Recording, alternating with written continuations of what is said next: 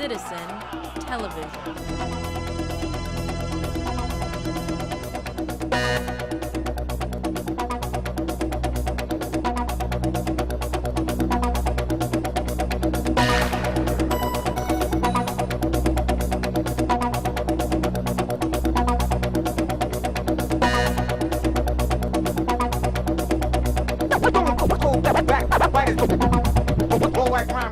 Alright, greetings and welcome to another episode of the Planetary Persuader. I am Kozmic KEV, your host, and yes, I am in overalls for the second week in a row. Okay, now, what are we talking about here? We're talking about the weekend beginning the 29th of May, going all the way to the 5th of June. So, what happens this week? What kind of shifts do we have that are worth discussing or worth talking about? Well, let's see. We'll start here. We've got, this is the last week where we're going to have Venus in Cancer, because next week, by next Friday, Venus is going to be moving into Leo. So that's one thing. We're starting the weekend Friday with a moon in Libra, but early in the morning Saturday, moon goes into Scorpio.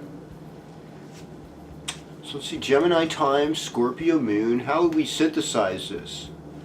You know, I think when you get Gemini and Scorpio together, it's kind of like this wheeler-dealer sort of energy. And let's not forget that we're in a waxing moon period, and we're heading to a full moon this week. And the full moon will be in Sagittarius. And Sagittarius has already got that wheeler-dealer image about themselves. So we're going to have a full moon in Sagittarius on the 2nd, 11 degrees, 49 minutes Sagittarius, at 9:19 in the AM Tuesday. So really, Monday night's going to be your biggest fat moon. Okay, so Monday night, the first big fat moon, and the moon, you know, that day by 11, the moon moves into Sagittarius. The moon will be conjoined Saturn later that day. And so, you know, that kind of, you know, Saturn on the moon, it puts a little damper on the moon. It's like, they call them like mini Saturn sautés, you know, they're in that place. And I imagine the moon to be, it's like right on the cusp of Anurata and Jyeshta. So, be interesting to see where that full moon takes you. And so, I mean, both of these are lunar nakshatras in Sagittarius, or lunar nakshatra rather in Scorpio in Vedic astrology. And we'd have the sun in Taurus. So, in this sense, you know, there's still this, you know, there's still kind of like this majestic or even a tamasic quality of Scorpio. And, and so, you know, there also is, in Anurata, there's this ability to make friendships, which is really good. And with Jyeshta, there's this ability to honor the oldest, you know, honor those who have seniority or those who are at something first. And there's a reaching out, you know, in Anurata, but there's some restraint because of Saturn. And with Jyeshta, there is this, you know, and I think it is probably pretty close to Jyeshta. Jyeshta is sub-ruled by Mercury, so we're getting information. And here we have a Jyeshta moon during, right, or at least right after the full moon, it'll be in Jyeshta for sure. So we could say that we've got this full moon with Mercury retrograde with a Mercury-ruled moon. So, you know, when systems break down or take over or get weird, you know, this full moon can happen. And let's face it, folks, I mean, on this cycle, the last cycle we had a lot of earthquakes come up, and it doesn't seem like these things are necessarily going to stop. So anyhow, with that said, getting us ready for this week, we're going to go sign by sign, beginning with Aries, on this week's episode of the Planetary Persuader. So, greetings Aries, welcome to your horoscope. Now what's going on here? Well, you know, you're a fire sign, Gemini's an air sign.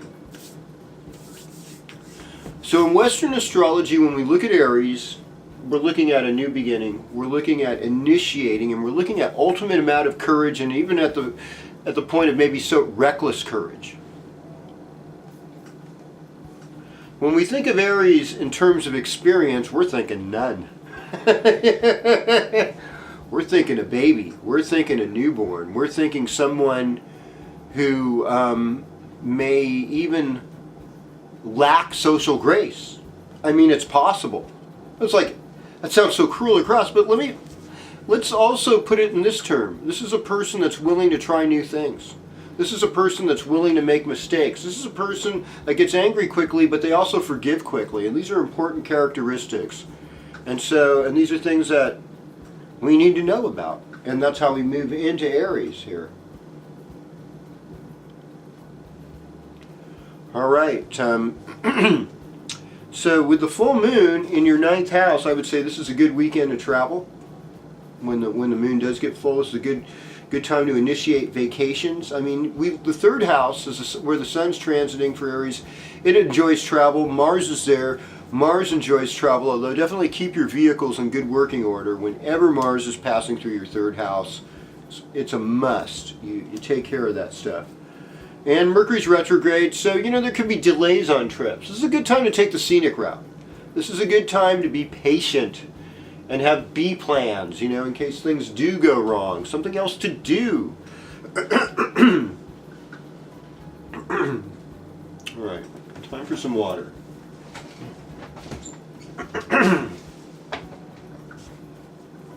And time for some breath stuff. All right. Well, greetings Taurus, welcome to your horoscope. So Gemini time rules your 2nd house. 2nd house is about money. We'll just start with that. We got a full moon. Full moon's in the 8th house. 8th house is about sex, it's about death, it's about other people's property. That's what's coming on as we get into Monday and Tuesday. So, for Taurus, the sexual tension is going to be high on Monday and Tuesday. Venus is still working its way through your 3rd house, which gives you social grace and gives you a sense of art and poetry, songwriting, storytelling, some communication grace, and working with your hands, kind of a love for working with your hands. As it moves up by the end of the week, you'll be going into your 4th house, and you'll be more focused on what gives me personal happiness. How can I gain more happiness for myself? But there'll be a tension in that. And so you just have to be aware of that as we go through that. Other things I could say is that Saturn transiting your 8th house, it's hard on the ego. It's not easy. You've got some rebellious, subconscious demons or skeletons in the closet that you're trying to deal with. How can I still be thought of as nice and stable and be a radical and a rebel? I mean, there's got to be some famous Taurus rebels and radicals out there. I'm thinking Bob Avakia, but I just can't stand his followers. Oh boy. Well, he's gone anyhow, so. Well, hello Gemini, welcome to your horoscope. So, this is your time, your flavor of the month, 2nd week into your sign. What are we doing? Well, we got a full moon this week, so there's kind of it's sort of a crescendo of energy that was initiated way back on, what was it, like the 17th of May with the last new moon. So there's this, energy of fulfillment in this period from way back then, and that's what we're having a crescendo with. Plus we have Mercury retrograde in the 1st house, so it's like we got a lot to think about. We've got a lot to say. Our thoughts count. And in a lot of ways, we can do some of our best internal thinking. We can hash over a lot of different ideas at this period and come up with something amazing. Mars in the 1st house has been giving you a, backbone, physical strength, more dynamic drive and energy. And maybe a little bit of impatience that isn't always working in your favor, especially when you've got Mercury in a retrograde position like that. There may be a lot of hostile words that somehow seem to come up. It's been tempered though by Venus in the 2nd house. It's been you've been somehow manifesting love, some luxury, some beauty, some some way of, like, you know, at least loving your family, if nothing else, and having fun singing or enjoying your voice. I mean, those things could happen too. This full moon is in your 7th house. 7th house is partnership, relationship, so it's very romantic. It's likely to be a good night if you wanted to woo someone or be wooed by someone. And you got Pluto in the 8th house, Uranus in the 11th. There's kind of this been this tension, you know, almost in your social life, sexual tension that you experience, social tension of what would people think if I was like this. Well, greetings, Cancer, and welcome to your horoscope. When we think about what you've been going through, is that you've been expressing the creative part of yourself. You've been able to show us how to be a little more relaxed. And you're dealing with a lot of personal karma right now. Anything that's like secret could be revealed. You feel isolated. Maybe you feel lonely, run down. You're in that situation where you're harvesting all the deeds of the last year in these 4 weeks. And, you know, there's some serious karma. There's messages and dreams with Mercury in the 12th. There's a willingness to help others. You know, the sun in the 12th shows us our karma. It shows us where we were missing the boat. It's like a sunrise. It's like, you know, I've got to be more conscious. Mars, there could be some secret enemies, you know, that don't like you, and they're not working very forthwith. You know, they're trying, you know, they hold their aggressiveness maybe back. You know, they're waiting to trap you in your isolation. But you've got beauty, and you can work swiftly. I mean, you're ready to do big, exciting things, and I think you're ready to tackle some old health issues that you've been, you know, dealing with, and make them better. And I think when we discipline ourselves, Saturn can help us with those things. So that's another thing to consider. You know, and Saturn can be merciful. You have to remember that too. Okay, so greetings, Leo, and welcome to your horoscope. So, how do we work with this? How do we make the energy of this situation go to a good place? Well, you have joy in your life, and this is your social house, and this is a time where you meet good people, where you have good friends that back you up. And there's nothing wrong with that. This is a time when travel still seems somewhat exciting. If you're involved with sports, softball team, things like that, goes really good with this particular configuration you're in right now. You know, you're wanting to elevate your spiritual life. You're wanting to elevate the lives of everyone around you. You just want elevation, period. It's like, I'm having fun. Life is good. Full moon's going to be in your 5th house. That's your creative house.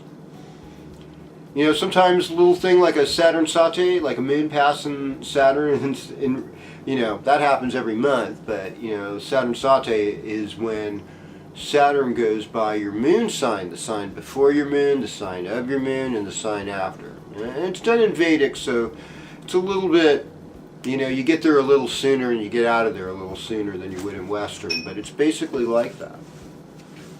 You know, and it's sometimes, you know, one thing we talk about in this too is like when you know, planets can sometimes be hemmed in by other planets, and so you don't always necessarily feel as good or as happy, and maybe you were experiencing something like that, you know, at the beginning of this week. It's like, well, you know, other influences are dictating, but you know, full moon coming on in a very happy, joyous, liberating place. You've got good friends around you.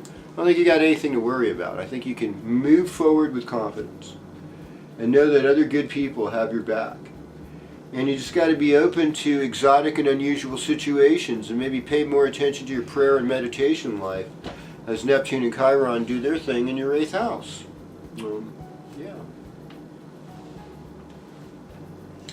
Well, hello Virgo, and welcome to your horoscope. So, what's going on here? Well, we're starting out the weekend with Moon, North Node together in your second house. So, it's about manifesting, and it's about what you're hungry for, and it's about tapping into music, and tapping into good food and culinary delights, and taking care of your teeth, taking care of your neck, taking care of your lower jaw, your face, putting on a new face, taking care of family. Full moon's in the 4th house. Home's where the heart is. If you can be home for this full moon, it's like it'll illuminate what you love about your mother and your family situation. And some even your father. A lot of Western astrologers will look at the 4th house as father. In Vedic, we tend to see it as a mother more, but we also see it as happiness, what you're comfortable with, who's your tribe. It's a good full moon for Virgo people to gather their tribe. The Gemini time is about how you work. And if you're a really butt-kicking Virgo, especially if you're in the earlier 3/4 of the sign, I'd say there's Vedic Leo energy, so Mars in the midheaven is positive right now. Mars is doing good things for you. You're taking leadership. You're showing the world. You know what you're up to, okay? Mercury, even though it's retrograde, it's in that career house. It's like you know how to perform. You know how to perfect your performance, add new things to make it better, and you're doing it. This is a breakout time for you, Virgo. Or a bust out time. Greetings, Libra. Welcome to your horoscope. So let's see what's going on here with you. Okay. So we got the North Node in Libra. That means the South Node is in your 7th house along with Uranus. So you're in a partnership and things are kind of unusual. They're unique and eccentric. Sometimes they work, sometimes they don't. They're somewhat quirky. And you are in this relationship because of something you experienced as a child, or something that happened while you were being developed in the womb, or for those of us who are a little more esoteric, maybe something in a past life. So you're in a relationship with this person because of your karma. Yes. And you kind of know what to do in relationships from past lives and stuff, and that's part of what's the interaction is that makes things nutty right now. This is a good time for higher learning. This is a good time to visit an ashram, a temple, a meditation place, a sacred holy site. Every area has them. We got big deal sacred sites, like Mount Shasta, or Mount Sinai, Mount Fuji, places like that, Mount Kilimanjaro. But there's also, sacred places that are, of a littler but significance, but all the same significant near where you live, regardless of where you live. And I think when you connect with the nearest sacred place to where you live, just honor the earth. Find out the traditions of the original peoples. And when you do that, make a deep earth connection. You have a better life. You have a better existence. You have good friends around you with Jupiter in the 11th house. You're still, this week, your beauty works, your art works, your love works, your creative works are being seen by the public with Venus in the 10th house. But this is a time to get out there. It's a good time for a vacation for you, explore other areas, and when you're traveling, since Mercury is retrograde, just expect a lot of detours and maybe having to wait, so have good games to play, good music to play an instrument, even better yet. Well, hello Scorpio, welcome to your horoscope.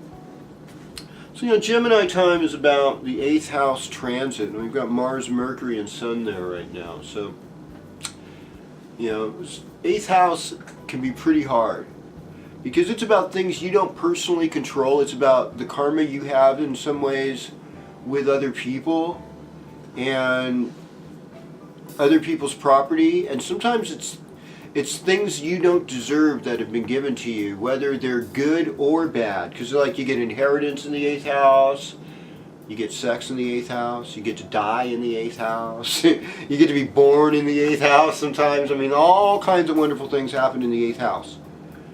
And I think a lot of times our intuition comes up. Like, how many times I'll think of a person and suddenly they'll appear before me before I ever even got in my line of vision. I just sense their presence, you know.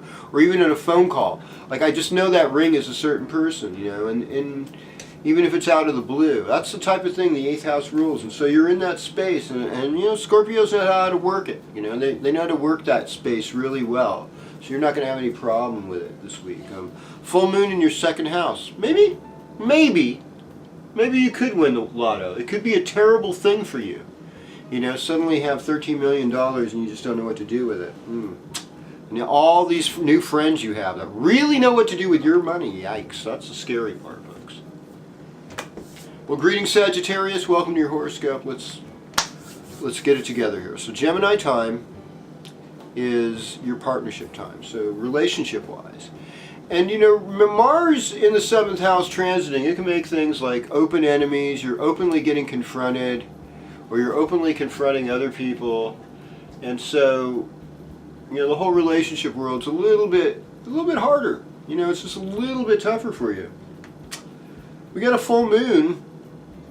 You know, the moon goes into Sagittarius on what day? I think on Monday. Yeah, Monday. Okay.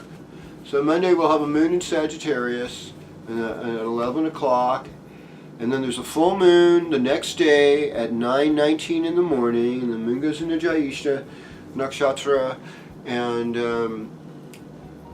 you know, and sometimes the Jyeshta Nakshatra, I forgot about this to say this, is like it could make people emotionally upset. You know, so and this nakshatra would be completely encased in Western Sagittarius. It's Scorpio in Vedic, but yeah. So this is the full moon. And it's like, where are we at, you know, with our emotions? Are we okay with stuff? And yet there is an honoring, too, with Jyeshta, because it honors the oldest. But not everybody gets promoted because they deserve to be. You know.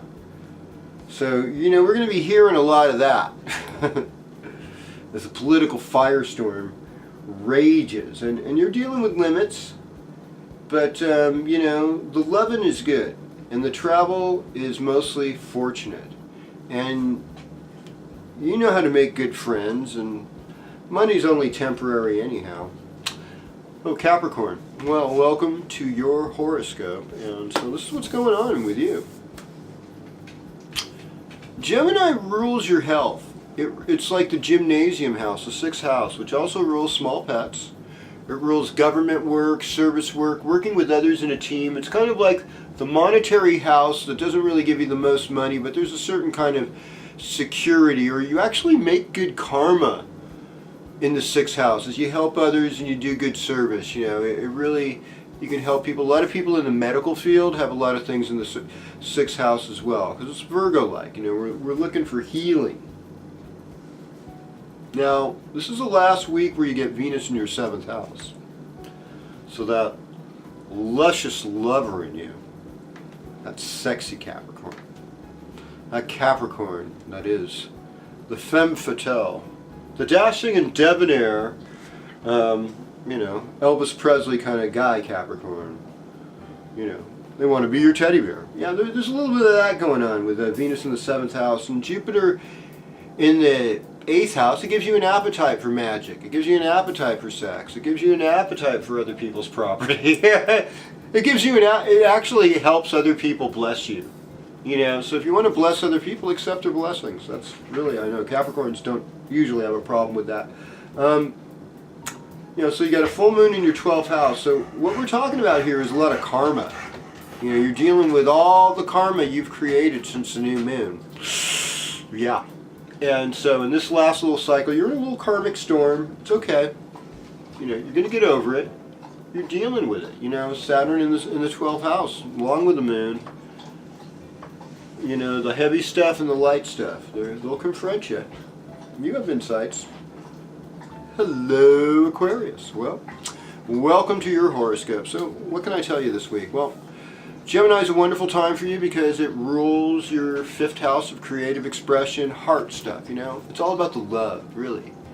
So think about that. Think about what love means to you and how you manifest it. If you have sons with Mars transiting your 5th house, I'd pay attention to the boys. You know, Sun there too.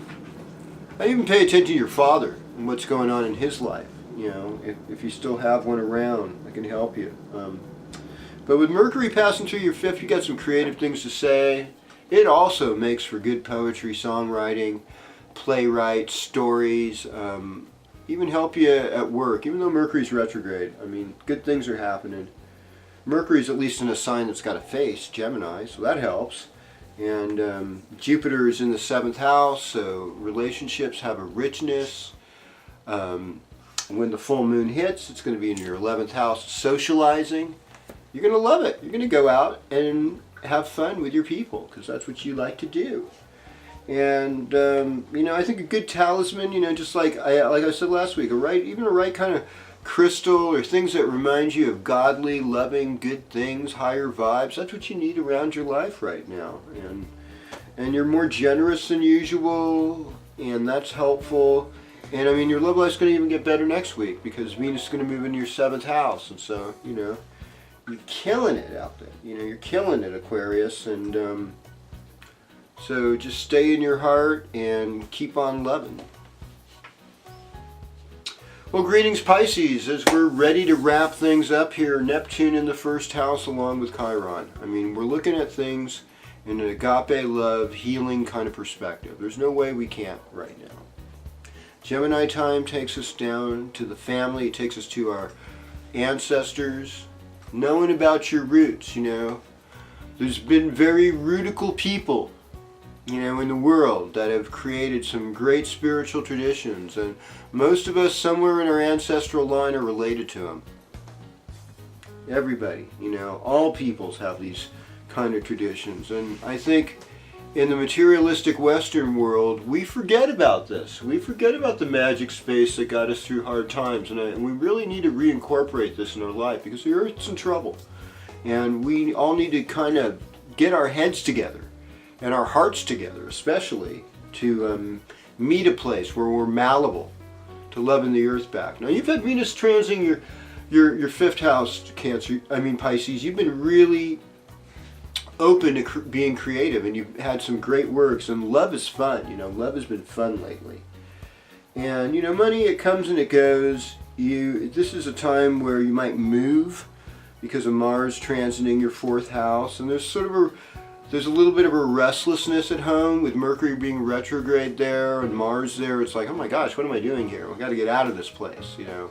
I'm looking for happiness. But I think, you know, loving your family, loving the elders, the moms, the dads, the grandparents, the great-grandparents, I mean, this is all going to come back to you in good karma and very good reward. And I think just keep looking to your higher self, you know, keep looking to that better part of what you can do, and to make those things happen for you.